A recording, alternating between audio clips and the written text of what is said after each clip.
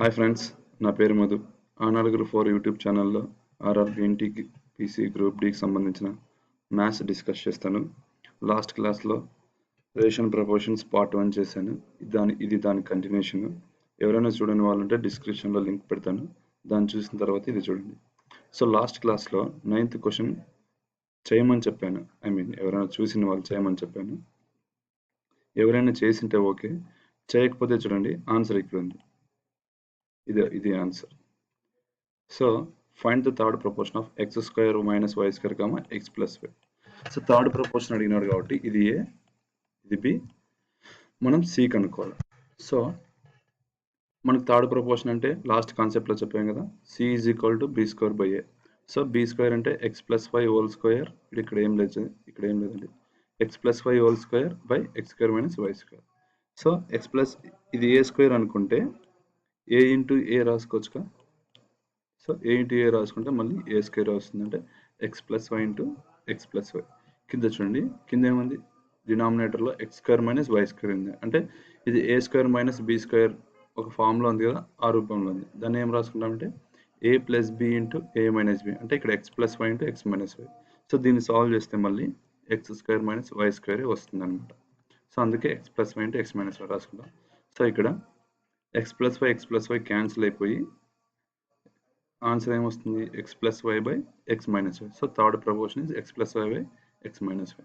So next question చూడండి, find the second proportion of 8, 18. So second proportion అంటే మనకి values ఏమి ఇచ్చినారని అర్థము, ఇది ఏ, ఇది సి అని మనం కన్సిడర్ చేసుకోవాలన్నమాట.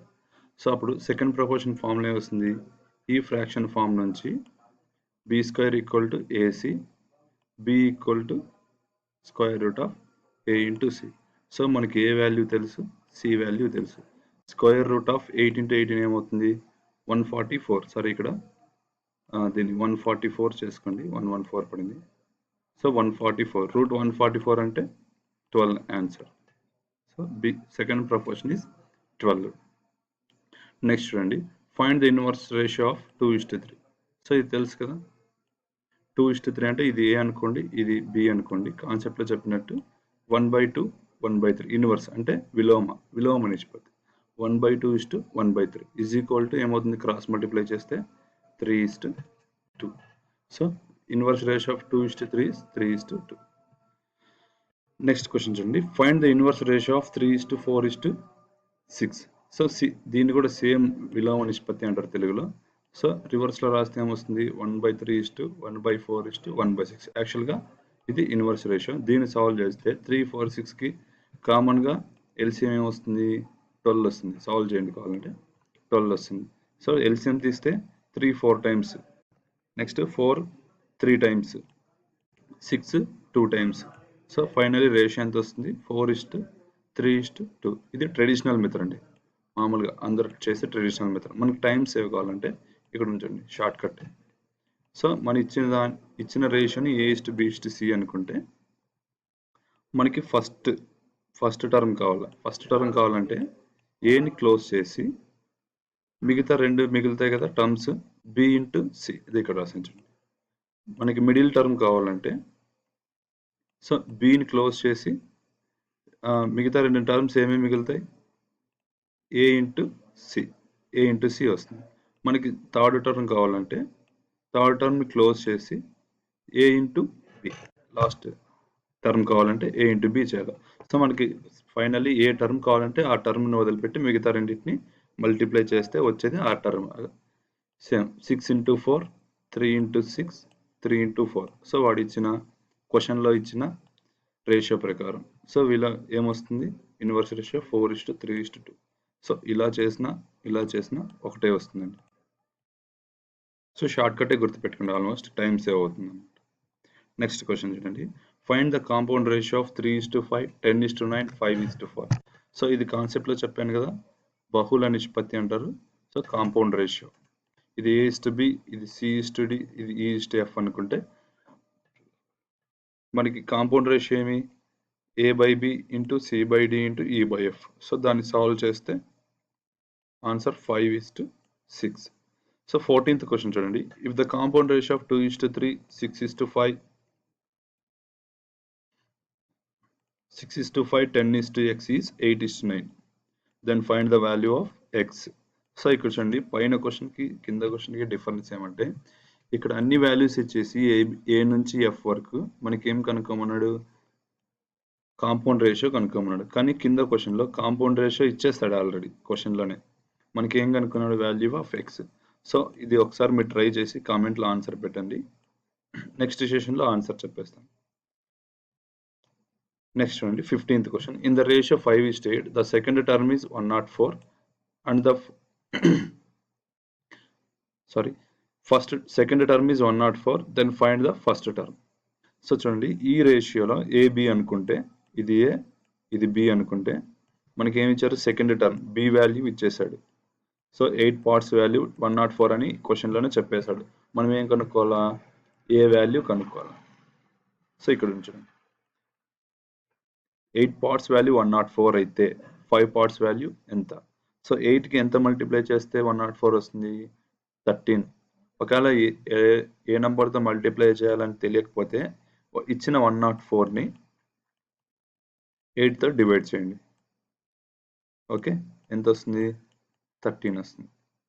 సో ఈ 13ని కింద వాడి క్వశ్చన్లో ఏ వాల్యూ అయితే కావాలని అడిగాడో ఆ వాల్యూకి ఇంటూ 13 చేస్తే ఎంత వస్తుంది, 65 వస్తుంది ఆన్సర్. సో ఇక్కడ చూడండి, 8 పార్ట్స్ వాల్యూ. సో ఈ 8 పార్ట్స్ వాల్యూ 104 అయితే 5 పార్ట్స్ వాల్యూ ఎంత, ఇది ఏ ఇది B.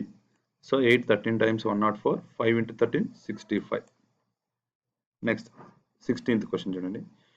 In a class of 60 students, ఇది జాగ్రత్తగా ఉంది, in a class of 60 students the ratio between the boys and girls is 3:2. Then find the number of boys. So ఒక క్లాస్లో 60 students ఉన్నారంట, బాయ్స్కి గర్ల్స్కి రేషియో ఇచ్చాడు 3:2 అని. సో మనం నంబర్ ఆఫ్ బాయ్స్ కనుక్కోవాలంట. ఇది డైరెక్ట్ క్వశ్చన్ అండి, ఫస్ట్లో కాన్సెప్ట్ చెప్పేటప్పుడు చెప్పాను కదా. సో టోటల్ 60 స్టూడెంట్స్, రేషియో వచ్చేసి 3:2. ఓకే, ఇది బాయ్స్, ఇది గర్ల్స్. సో బాయ్స్ 3 పార్ట్స్ ఉంటే గర్ల్స్ 2 పార్ట్స్ ఉన్నారు. సో టోటల్ రేషియో వాల్యూ ఎంత, 5. సో మనకి 5 పార్ట్స్ వాల్యూ ఎంత ఇచ్చాడు, 60 అని క్వశ్చన్లో ఇచ్చాడు. మనం ఏం కనుక్కోవాలా, బాయ్స్ కనుక్కోవాలి. బాయ్స్ ఎన్ని పార్ట్స్ ఉన్నారు, 3 పార్ట్స్. సో 5 పార్ట్స్ వాల్యూ 60 అయితే 3 పార్ట్స్ వాల్యూ ఎంత. So 5 12 times 12 into 3 36. యాక్చువల్గా షార్ట్ కట్ జల్దీ చేయాలి, టైం సేవింగ్ మెథడ్. ఎగ్జామ్స్లో టైం సేవింగ్ మెథడ్ చేయాలండి. ఇది ట్రెడిషనల్ మెథడ్. ఎట్లా అంటే ఇది చూడండి. సో బాయ్స్ 3x అనుకుంటే గర్ల్స్ 2x అవుతారు. అప్పుడు మనకి టోటల్ బాయ్స్ ప్లస్ గర్ల్స్ ఎంతమంది ఉన్నారండి, 60 మెంబర్స్ ఉన్నారు. So 3x + 2x 5x. 5x = 60 అయినప్పుడు x = ఏమవుతుంది, 12. ఈ ఎక్స్ వాల్యూని బాయ్స్లో సబ్మిట్ చేస్తే వచ్చేది boys, total number of boys. Okay, so అలా చేసినా ఇలా చేసినా ఒకటే, కానీ ఈ టైం సేవింగ్ మెథడ్ని ఫాలో అవ్వండి, ఈజీగా ఉంటుంది. ప్లస్ టైం సేవింగ్ మోడ్ అనమాట. నెక్స్ట్ క్వశ్చన్ 17th క్వశ్చన్ చూడండి. If 600 rupees has to be divided among the A and B, if the 1/3 of A is equal to half of B, then find the share of A. So 600 rupees ఉన్నాయి మన దగ్గర, ఇద్దరికి divide చేయాలి. వాళ్ళు ఎవరంటే A and B. So మనకు ఒక condition ఇచ్చారనమాట, 1/3 of A is equal to half of B అన్నారు. సో అయితే మనం షేర్ ఆఫ్ ఏ యొక్క షేర్ని మనం కనుక్కోవాలి. సో వాడు ఇచ్చిన కండిషన్ని, క్వశ్చన్లో ఇచ్చిన కండిషన్ని యాజ్ ఇట్ ఈస్గా రాసుకున్నాం. సో దీని ద్వారా మనకి ఏమొస్తుంది, A:B రేషియో వస్తుంది. ఓకే, క్రాస్ మల్టిప్లై చేస్తే A/B = 3/2, A:B = 3:2 అనే వాల్యూ వస్తుంది. సో అప్పుడు ఏ వాల్యూ ఏమవుతుంది, ఇందాక ట్రెడిషనల్ మెథడ్ చెప్పాను కదా, అలాగా A = 3x, B = 2x అవుతుంది. So same 3x + 2x 600 value ఇచ్చాడు అనమాట. ఇద్దరికి కలిపి ఎంత పంచాలా, 600. So 5x, again x = 120. x value 120 వచ్చింది కదా, ఎవరు షేర్ కావాలా, ఏ షేర్ కావాలా. ఏ షేర్లో x వాల్యూని సబ్మిట్ చేస్తే 3 × 120 సబ్మిట్ చేస్తే 360 వచ్చేస్తుంది. అలా కాకుండా ఇది చూడండి డైరెక్ట్ ఇంకేం ఇదంతా అవసరం లేదన్నమాట. సో 5 పార్ట్స్ వాల్యూ 600 అని క్వశ్చన్లో డైరెక్ట్గా ఇచ్చాడు అనమాట. సో 5 పార్ట్స్ వాల్యూ 600 అయితే 3 పార్ట్స్ వాల్యూ ఎంత? సేమ్ లాస్ట్ క్వశ్చన్ మాదిరే, క్వశ్చన్ వేరంతే. So 5 120 times 600, 120 into 3 360 answer. So ఇది ఫాలో అవుతే చాలా టైం సేవ్ అవుతుందండి. నెక్స్ట్ 18th క్వశ్చన్ చూడండి. If the 1050 has to divide among ABC, if the ratio between the AB is 2:3 and the ratio between the BC is 4:5, then find the share of ABC. So ఇది కూడా same లాంటి చూడండి. ఇది కాన్సెప్ట్లో ఈ method చెప్పాను కదా, A:B ఇచ్చి B:C ఇస్తే A:B:C రేషియో ఎలా తీయాలో తెలియదండి. సో ఆ ఫార్ములా రూపంలో దీన్ని సాల్వ్ చేస్తే మనకి రేషియో ఎంత వస్తుందంటే 8:12:15 వస్తుంది. సో ఈ టోటల్ రేషియో వాల్యూ ఎంత? 35 అవుతుందండి. 8 + 12 + 15 = 35. ఈ 35 వాల్యూ ఎంత ఇచ్చినాడు? 1050. సో క్వశ్చన్లో ఈ 35 పార్ట్స్ వాల్యూ 1050 ఇచ్చారు. సో మనం ఇండివిజువల్గా ఏ షేర్ బి షేర్ కనుక్కోవాలి.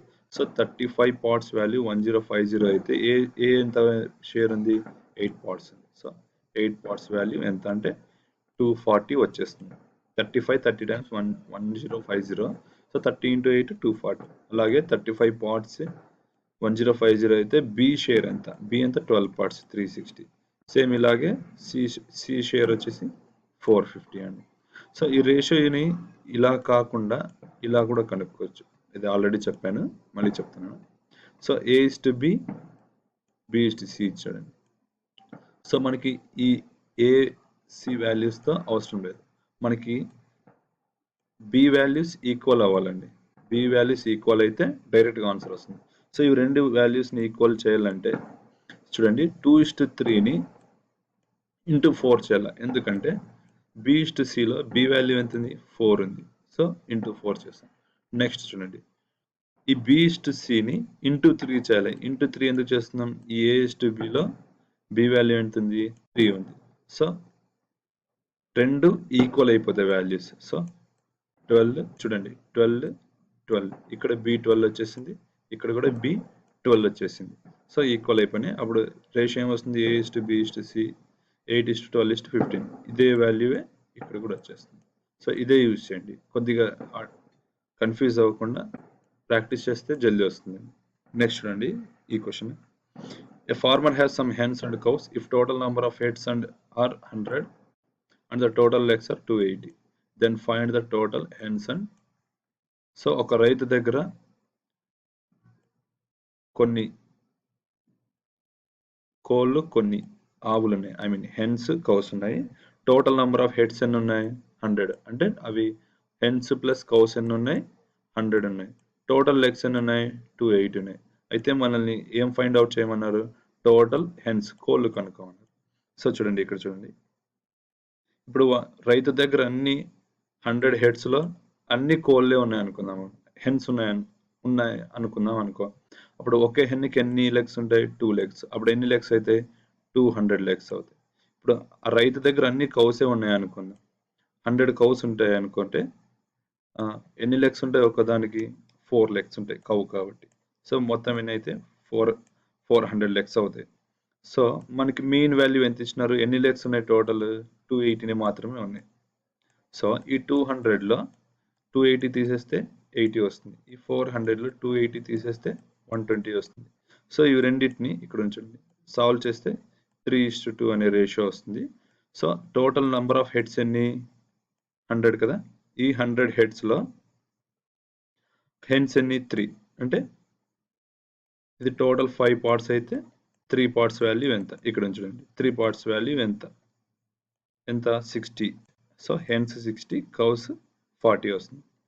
సో ఫ్రెండ్స్, ఇది ఇవాళ పార్ట్ 2 క్లాసు. నెక్స్ట్ ఇంకా కొన్ని మోడల్స్తో నెక్స్ట్ క్లాస్లో ఈ రేషియో అండ్ ప్రపోర్షన్ అనే టాపిక్ని కంప్లీట్ చేసుకొని నెక్స్ట్ టాపిక్లోకి వెళ్దాం. ఎవరైనా సబ్స్క్రైబ్ చేసుకునే వాళ్ళు ఉంటే సబ్స్క్రైబ్ చేసుకోండి. అలాగే లైక్ చేయండి, షేర్ చేయండి, మమ్మల్ని సపోర్ట్ చేయండి. ఆర్ఆర్బి ఎన్టీపీసీ కి అన్ని కవర్ చేద్దాం.